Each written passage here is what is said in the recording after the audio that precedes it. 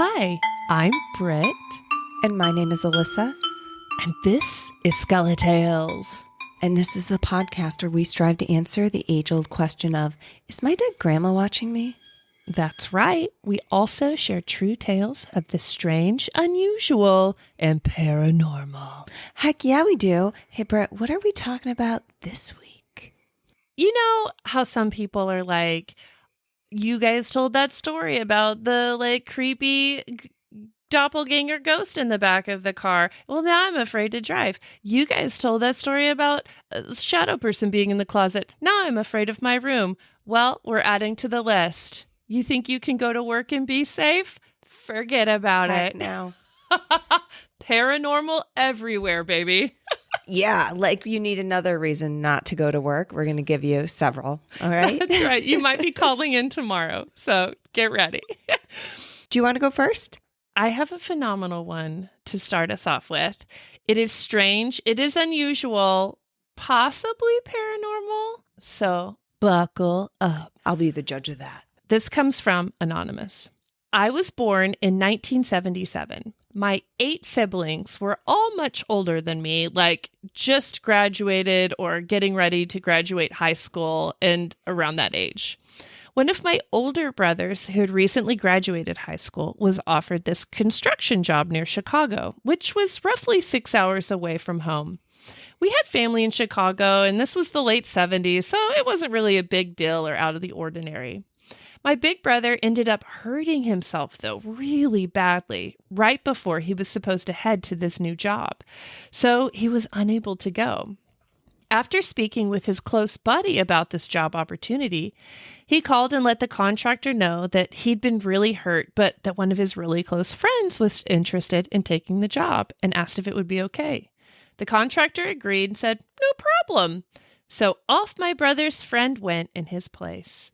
After a brief call stating that he'd made it to the Chicago area, weeks went by, and everyone started to realize that no one had heard from my brother's friend at all since then. Now, keep in mind that it wasn't easy back then for different police stations to communicate, let alone the right people within the police stations. And also, the friend was 18 at the time, so he was considered an adult. Well, eventually, we would come to find out that the job my brother was supposed to have taken was with a contractor and known serial killer, John Wayne Gacy, who in fact had killed my brother's really close friend. An injury that stopped my brother from taking a job was actually our saving grace and the reason why we still have him today. Especially now at my age and knowing how important family is, I'm so thankful for fate stepping in with that injury because selfishly, it means that I still have my big brother. Holy smokes. Right? Dude, that was a good one. I mean, that's terrible. That's terrible. Terrible. Oh, how awful must the big brother feel to be like, oh my God, just sending his bestie.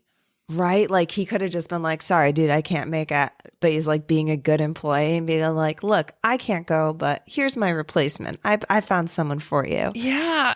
And so maybe the job was too good to be true. You know, maybe the pay was great. And he was like, friend, like you really should do this, not knowing. Or the friend. I mean, if it was what, the friend's like, oh shit, you can't do it. I'll do it. Let's go. It may have been more the friend's choice too. That was like, oh, I'll do it. I'll step in for you. Either way, the survivor's guilt on that one has to be pretty heavy. Oh, what a bastard, John Wayne Gacy. God, the worst. Fucking worst. That was a good one. Not as a good reason not to go to work. Okay. That was good reason number one. Don't even take that job. Okay. Should I go for my first one? Are you ready for my first one? Alissa, I am so ready for your first one. My story comes from Leaky Rivet, and they say, I work at an oil refinery chemical plant in the southern U.S. I will not give the company name for obvious reasons. I work primarily around the rail yard, but we do handle business throughout the whole eastern portion of the plant. About a month ago, I will not give the exact date, as you would be able to find my place of work. I had completed my work for the night and had taken the company truck to a part of the refinery that I was more likely to go unnoticed by my supervisor should they be driving around. This has been my go-to spot to hide from the boss and sleep away the remainder of my shift for the past 2 years or so I have worked here. This part of the refinery was where there had been a relatively localized explosion that tragically took the life of a woman that had been employed directly by the owners of the refinery for about 5 years. She was attempting to fire up burners to restore power to the refinery during an emergency outage. This took place exactly 10 years before on the same day and around about the same time in the morning. The area of the plant where this happened is still taped off and shut down to this day. On this night, while sitting in the truck, it had begun to rain very heavily. We had been in a relatively severe drought for the past several months, so the poor weather was welcomed by all, especially with the notice the plant had sent over the radio stating that there was lightning in the area and had to stop work and find the nearest substantial shelter. I was watching a movie on my phone and finding it hard to stay awake with the sound of heavy rain on the roof of the truck. Sometime in the very early morning hours, although I can't be exactly sure on the time, I was awoken from my half sleep by a huge orange glow that completely engulfed me. It was so intense, I couldn't open my eyes past a squint due to the brightness. I could only describe it as being very similar to staring directly into the sun. I immediately recognized that I was in the middle of an explosion. However, there was absolutely no sound, no heat, and no fear. For a moment, I questioned if I was still alive, but as the orange glow died down, I saw a woman completely engulfed in flames, running for about 5 or 6 steps before falling to the ground. Since that day 10 years ago, there have been a number of pipes installed that run horizontally just above the ground in front of the furnace and meant to bypass it. She ran straight through them. I mean, she ran straight through them like they weren't even there. Then just as soon as I saw it, it was all gone. The fire was gone. She was gone. The space was just as empty as before, and I was back to sitting alone in a truck listening to the rain. I obviously couldn't believe what I had just seen. I, like everyone else at the plant, was familiar with what had happened on that day, and I knew exactly what I had just witnessed. I just couldn't wrap my head around how I had witnessed an event that had happened a full decade in the past. I drove back to our shop where I promptly clocked out and went out to my personal truck. I sat there for at least a half hour trying to come to terms with what I had just witnessed. After the initial shock wore off, I felt very indifferent about it. It didn't freak me out or anything. What I saw was just very matter of fact to me. Even still, though, I kept the story to myself because I figured there was very little benefit to telling anyone. An event like this is obviously hard to forget, especially in the only 3 or so weeks since it had happened. But I have tried not to dwell on it too much because I know I will drive myself crazy trying to comprehend why I was somehow able to witness such a well-known and tragic event from 10 years in the past. Then, last night, it happened again. We have a very small loading rack that sits in the back of the rail yard and hasn't been manned or used in years. Last night, the weather was very foggy to the point you could only see lights from the refinery for about 100 yards and could only see objects for maybe 25. I was driving the work truck down to a storage tank we have and talking on the phone to my wife about the trip she had taken to visit her mom in the next state over. As I turned the corner near the rack, my phone suddenly dropped the call. I didn't think too much of it because service can be spotty in parts of the refinery, although this area usually has a pretty strong signal. Nevertheless, I figured I would just call her back after I had arrived at my station. I happened to look to my left to glance at the rack. I never had the opportunity to use it, and it had different equipment than I am used to using, so I often look at it when I pass in an attempt to picture how it all worked. It sits about 30 feet from the road, so it's close enough I was able to still make out details pretty well. As I looked over, I saw 2 men up there. They were wearing the old company uniform and seemed to be hooking up a large white rail car. These white cars are uncommon in our yard, but not unheard of. However, if we had staged one in this area, there is absolutely no way I would not know about it, nor is there any way I would have not seen it any of the other 10 or so times I had passed back by that area during the day. I could make out their faces well enough to know that neither of these men were anyone that currently works here. I also noticed the rack didn't look nearly as rusty and neglected as it usually does. It still had paint on it, and it didn't look overgrown or abandoned at all. That being said, everything was a little blurry. Like, instead of it being in the fog, it was more like they were the fog, like they were part of it. Then, as I reached the next turn, they were gone. The people were gone, the large white car was gone, and the rack was back to its rusty normal self. Interestingly, the fog started clearing very shortly after this, although I can't say they were really connected. Once again, this took a minute to process, but I was not freaked out at all. I actually thought it was really cool that I got to witness this time slip 2 times now. I asked a coworker that has been here nearly as long as I have been alive when the uniforms changed, and he said it was sometime during 2015.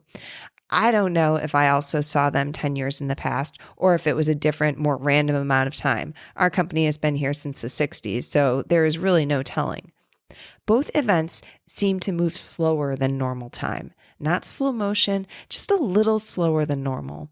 I don't know if this is actually time moving slower or if my brain was just taking longer to process what I was seeing. These are the only times in my life that I have ever experienced anything like this. I don't know if it is something to do with the plant, the area, or me. I will say the city where this took place is where one of the most well-documented UFO sightings/abductions took place. Maybe this is just a place where odd things happen. Ooh. So I found this one on Reddit, and there's several people in the comments are like, "Oh, I know where you work. I know where you work." Everyone immediately was like, "Oh, I totally know where you work." So the guy was trying really hard to like keep it under wraps. No, guys. And he's like, "Please don't tell anyone." Anyway, so this is in a town called Pascagoula, Mississippi. All right. So like I said, a bunch of people are like, "I know where it is." And one guy actually chimed in to say, if you happen to flash back to 1981 and see a structural engineer who looks like a young Fred Flintstone, that's my dad. Not a man known for believing in the woo. He once told me about a really weird experience he had working at a refinery in just that area. It was lunchtime. He was taking a break, looked up, and saw a whole saber-toothed tiger walking through grassland where his construction site should have been. Then he blinked, and it was back to normal. I think some places can store memories better. Okay, so then another person responding to the same story comes at us with, "I know exactly where this is. I lived in the south of that city my entire life for 40 years, and there are some very weird things that happen there. For instance, there's this antebellum mansion on the beach. When I was a kid, it had been abandoned for quite some time, and some friends and I would go down there and treasure hunt. One particular evening, we were going to go down there, fish a bit, then play spotlight after dark.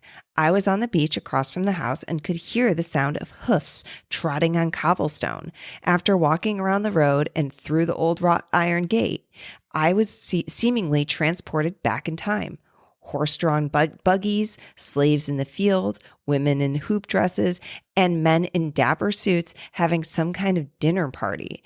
The whole surrounding area was completely different from what it is today.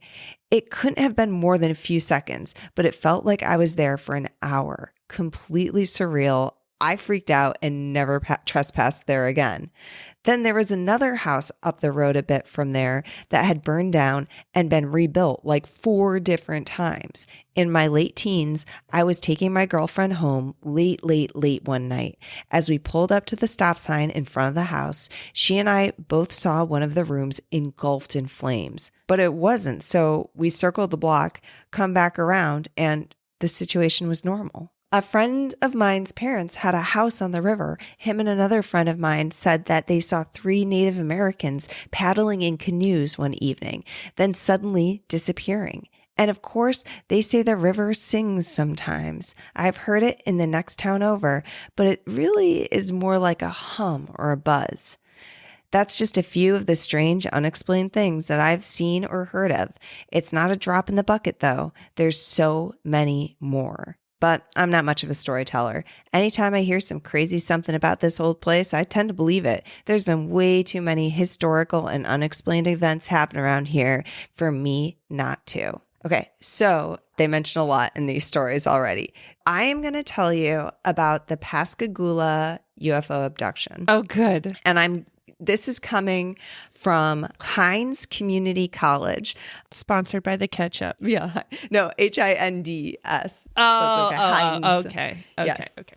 On the evening of October 11th, 1973, 42-year-old Charles Hickson and 19-year-old Calvin Parker went fishing on the west bank of the Pascagoula River.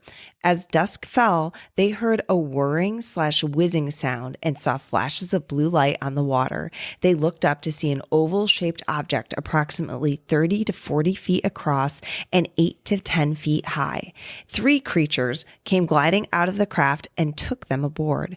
Completely paralyzed but still conscious, the 2 men were subjected to a medical exam by a giant robotic eye. They were then returned to shore and the craft sped away into the night sky. Hickson and Parker promptly reported the incident to the Keesler Air Force Base and the Jackson County Sheriff's Department.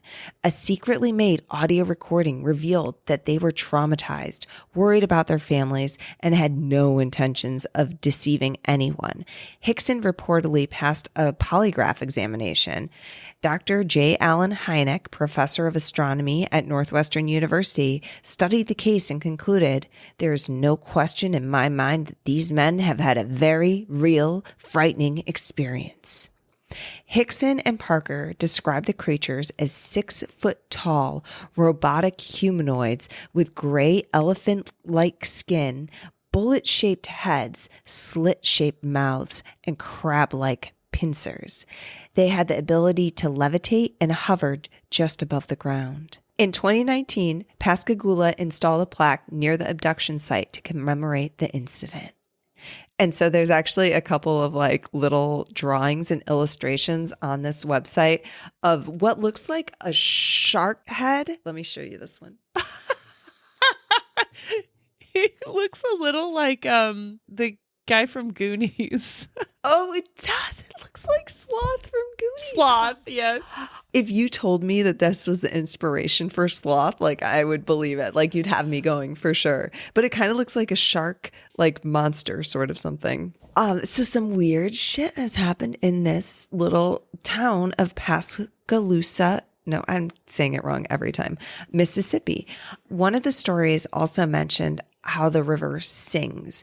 And someone said something about, oh, the story behind that. I've always wondered what that's all about. The river makes a noise sometimes that sounds like a flute or like when you rub your finger around the top of a wine glass, like that noise. Yes. And I was able to find a little bit of an audio. I found one video. It was like someone's TikTok. There's highway noise in the back. So you have to listen, but I will play it for you so you can hear what the river singing sounds like.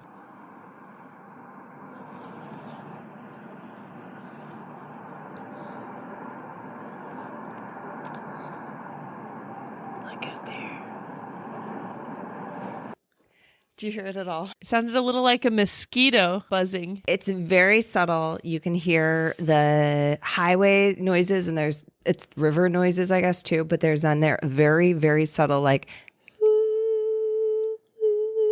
kind of high-pitched tone above it. Yeah. And apparently this has been happening since like pre-European settlers. There's stories from the Native Americans, the local Native Americans talking about the singing river. I'm like, okay, well, what is up with this town that people are seeing time glitches? They're seeing past events. They're seeing saber-toothed tigers. They're like, time is not making sense in this town. It's seeping through. Someone had mentioned, the fog too, something with all the water is like the conduit and might be playing into it. So when I was looking into the Singing River, I found this story about its origins. According to a 19th century historian, area tribes have always thought that the sound of the river was their musical brethren who still keep up their revels at the bottom of the river in the palace of a mermaid. And that when French settlers came to the area, they'd ask the local Native Americans about the strange sound coming from the river. And the Native Americans said a local tribe once worshipped a mermaid who lived in the river. Around 1540, a white man came to the area trying to convert the Native Americans to Christianity, which greatly angered the mermaid. The mermaid reacted with fury. She rose from the bottom of the river singing, come to me, children of the sea. Neither bell, book, nor cross shall win ye from your queen. At the sound of the mermaid's voice, every man, woman, and child from the tribe walked into the river, disappearing forever. So then there's another version of this legend that says that the river was the site of a mass suicide by the Pascagoula Indian tribe. The tribe was facing enslavement and slaughter from a pending battle against another tribe, so they chose suicide rather than facing defeat. As they marched into the water, they sang a death song, and that is the music that can be heard by the river to this day. Whoa. So I don't know if anyone can confirm or not that a tribe died tragically in the waters of the river, but that is like the story in the tale, and that would kind of make sense. Or it is actually aliens. Does the mermaid have elephant-looking skin and look like sloth? Sloth. And pinchers. Possibly. This is so fascinating. There's definitely some kind of weird energy. This reminds me actually of the story you told from the UK, where around this subway, all of this weird time warp stuff kept happening. Yes. Oh, this is fascinating. Yeah. Repeated time slips. Like that is the repeating pattern is people are seeing things that happened in the past. And then UFOs. There's several UFO sightings as well, that one being the most famous one. Or is it something in the bedrock or the stone too? That was another theory people were throwing around. But whatever it is, it's spooky. It's spooky. Oh, and then when I was looking into it, I found a news article that was like ghost hunters investigating abandoned hospital or house or whatever, find dead body. And so that What? In this place? Yes, in the same town. So there are people like ghost hunters investigating, and then they stumbled upon an actual like dead body. Don't know if they saw the ghost of that person, but like found a murder scene. Some poor old woman who'd been like abducted and robbed and murdered and dumped in this like place or something too. So, I was trying to find other ghost stories, and it sounds like there's so many ghosts. There's a lot of weird shit in Pascagoula, Mississippi, most haunted town in America. Holy shit. That's wild. Don't go to work. If you live in Pascagoula, take the year off. Oh shit, this episode is not what I had envisioned. I'm loving it. Okay, are you ready for my next story that has absolutely nothing to do with aliens? Yes. This is from Divided by Zero. I'm 40 now, but in 1995, I worked part-time at a Hallmark card store in a mall that was built in the 1970s. One night, me and two girls I worked with had to stay to do inventory. It was just a few days before Christmas, so it was important that it was very accurate, no matter how long it took. In our back room, there is a door that leads to the access hallways that lead outside, and further down the hallways was a storage unit that was in this cage-like enclosure that we had a key to. While the two girls did inventory in the store, I was assigned to do inventory in the storage. So I'm inside the storage area and I hear them both scream and come running down the hallway. They're in hysterics, telling me to come back to the store because they saw something that scared them. And I'm like, okay. I'm a dude, so I guess they felt better having me there. We get back to the store, and they're pointing in the corner where they swear they saw an old man in a suit looking at them. I was like, okay, whatever. Well, we need to get this inventory done. So how about I stay here in the store and you two go to the storage unit and do the inventory. And then you can come join me and we'll finish in the store together. And that seemed to calm them down. They left the store and I picked up where they left off, and suddenly I got the weirdest feeling that I wasn't alone. I thought one of them had come back for something because I just felt like someone was with me. I started getting a little creeped out, but before long, I was in the zone and making good progress. I forgot about all the creepy feeling, and by the time they got back, I was nearly done. At this point, it was about 2 a.m, and we were a little loopy and tired. They asked me if I'd seen anything, and I said, no. But right then, one of the girls grabbed my arm really hard, and her eyes went wide, and she said, look, look, look, look, look. And I turned, and sure enough, I saw the old man just standing there. He didn't look mad or happy or sad or anything. He just looked blank. I didn't get a bad feeling from him, but the girls were flipping out. One of them called the owner and she told them, go ahead and lock up and just go home. A couple of days later, I was working a shift with the owner and she asked me about what happened and to describe what we saw. I did. And she goes, yep, that's my dad. And she showed me a picture of her with him when she was younger. And I was floored. I said, yes, that's him. I worked there for another 3 or 4 months and would sometimes feel his presence like I did that one night, but it was always more of a curious and playful vibe than anything. I'll never forget it. I don't like that. I guess I don't know what I feel about that. Why is the owner's dad hanging out and just watching everyone do inventory with a blank face? I know. So bored, I guess. Is there nothing better to do? Make sure they're doing it right. Like, that is creepy.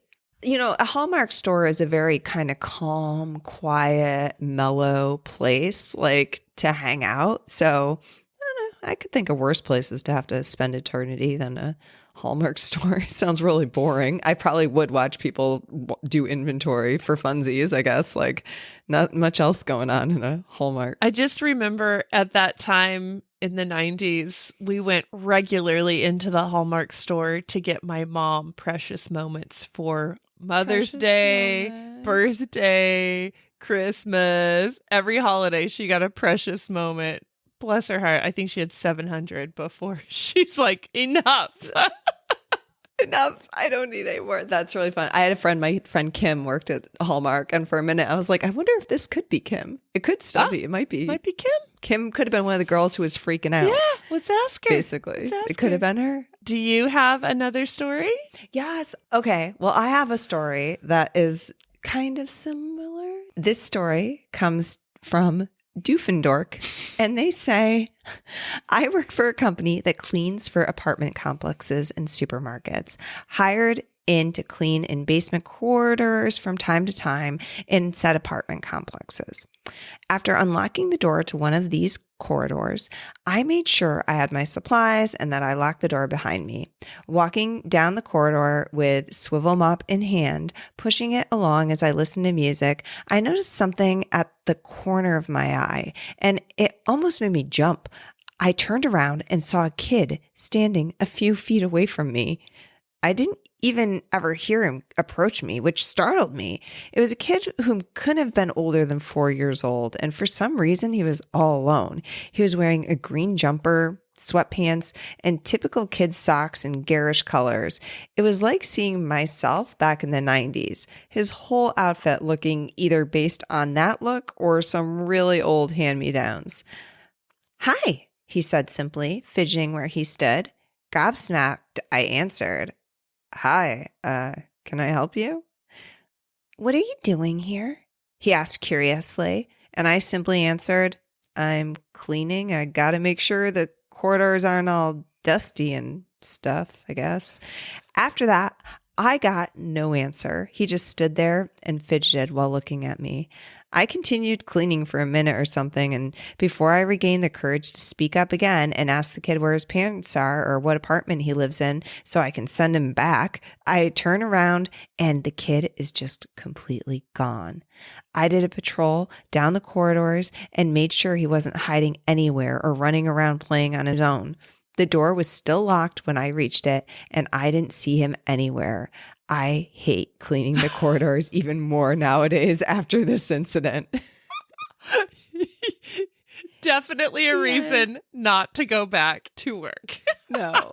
A tiny little child staring at you and talking to you in a locked corridor he could not have gotten into. Oh, that's good. A good story.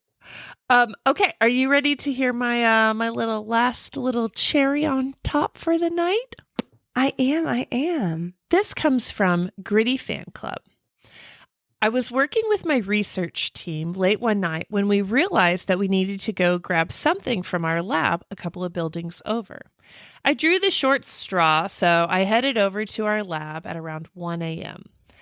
Now, I go to Virginia Tech, and our lab happens to be located on the exact floor of the building that the infamous shooting took place. You know, the floor where 31 people were murdered in cold blood.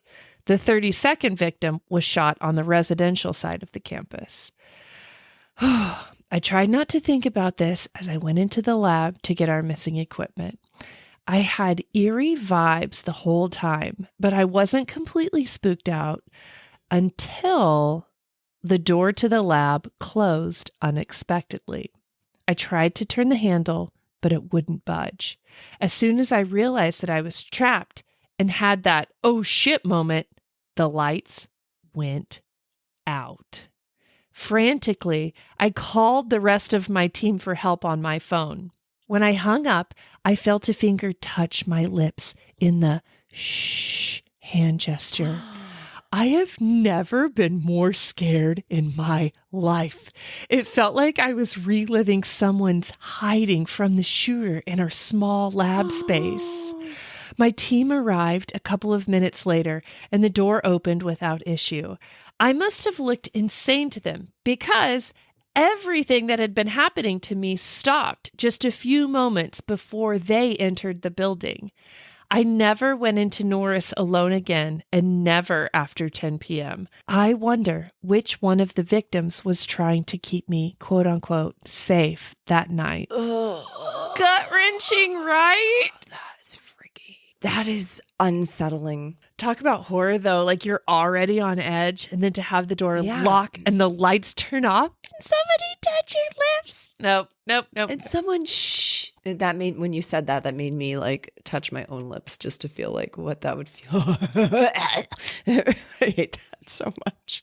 Alissa, do you have one last finisher for the night? Yeah. Okay. So this one comes from Salty K, and they say, I'm a real estate photographer. I experience stuff pretty often. I would say once a month, maybe more. I'm only in a house for about an hour, but sometimes I get really weird. It gets really weird. I don't think he gets really weird, but maybe he does.